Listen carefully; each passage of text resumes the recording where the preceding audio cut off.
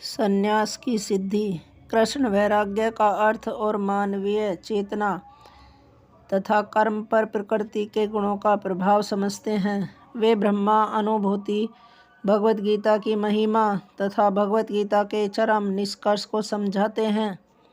यह चरम निष्कर्ष यह है कि धर्म का सर्वोच्च मार्ग भगवान कृष्ण की परम शरणागति है, जो पूर्ण प्रकाश प्रदान करने वाली है और मनुष्य को कृष्ण के नित्य धाम को वापस जाने में समर्थ बनाती है। श्रीमद् भगवद गीता के 18वें अध्याय का महात्म्य। श्री नारायण जी बोले कि हे लक्ष्मी, 18वें अध्याय का महात्म्य सुन। एक समय सुमेरु पर्वत पर देवलोक में इंद्र अपनी सभा लगाए बैठा था और उर्वशी नृत्य कर रही थी। बड़ी प्रसन्नता में बैठे थे।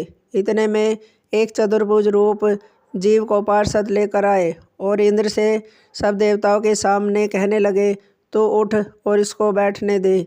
यह सुनकर इंद्र सहन न कर सका, तेजस्वी को आसन पर बैठा दिया। इंद्र ने अपने गुरु बृहस्पति जी से पूछा कि हे गुरु जी, आप त्रिकालदर्शी हो, देखो इसने कौन सा पुण्य किया है जिस पर यह इंद्रासन का अधिकारी हुआ है। मेरे जाने तो इसने तीर्थ, व्रत, यज्ञ, दान कोई नहीं किया। यही सब बात बृहस्पति जी ने भगवान से कही। तब प्रभु ने बृहस्पति जी से कहा कि इसके मन में भोगों की वासना थी, परंतु यह गीता के 18वें अध्याय का पाठ नित्य किया करता था। उससे जब इसने देह छोड़ी, तब मैंने आज्ञा करी कि हे पार्षदों, तुम इसको पहले ले जाकर इंद्रलोक के सुख भोगा दो। जब इसका मनोरथ पूरा हो जाए, तब मेरी सायुज्य मुक्ति को पहुंचा दो। सो तुम जाकर भोगों की सामग्री इकट्ठी कर दो।